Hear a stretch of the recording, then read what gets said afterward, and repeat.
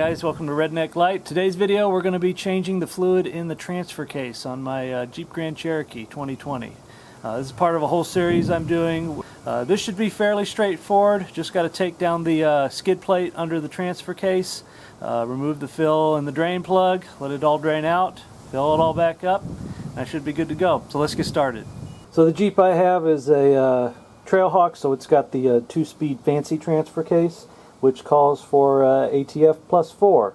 I got 3 quarts. I think I only need a little under 2 quarts, but it's always good to have a little bit extra. One thing to be careful of, there's 2 other transfer cases that they put on these Grand Cherokees. One's a single speed that uses ATF plus 4, but there's another one that actually uses a specific type of gear oil. So you'll need to check it would be on the window sticker, or if you do a VIN lookup, figure out what transfer case you have. If you've got that specific one that needs the gear oil, make sure you get the right fluid because it's not compatible. They're not interchangeable.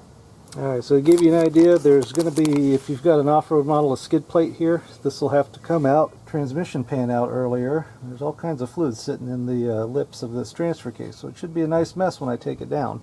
But just to kind of show you, the drain plug is right there. You might be able to get that without taking the transfer case off. However, the fill plug is really far up there. And besides, you don't want to get the fluid all on this skid plate. So first I'll take that off.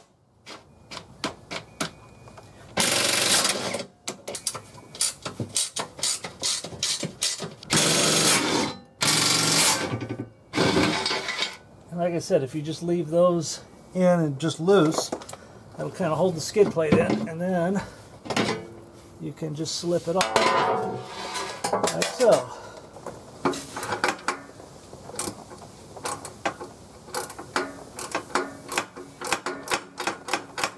Alright, no fluid come out, drain. Teflon tape or something on these. Whoa! No matter how many times I do this stuff, I always get surprised by how quick the fluid comes out sometimes. But at least the fluid looks okay. It's still translucent. And unfortunately, any way you slice it, this is just a dirty job.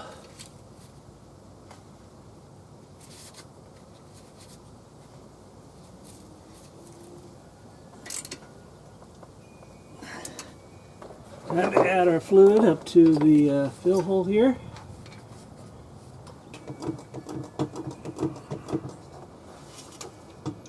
There.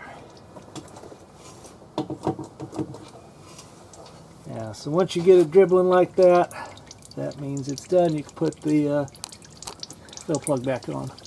And there you have it. So 2 bolts, 1 bolt there, 1 bolt in this hole, and 1 bolt in this hole.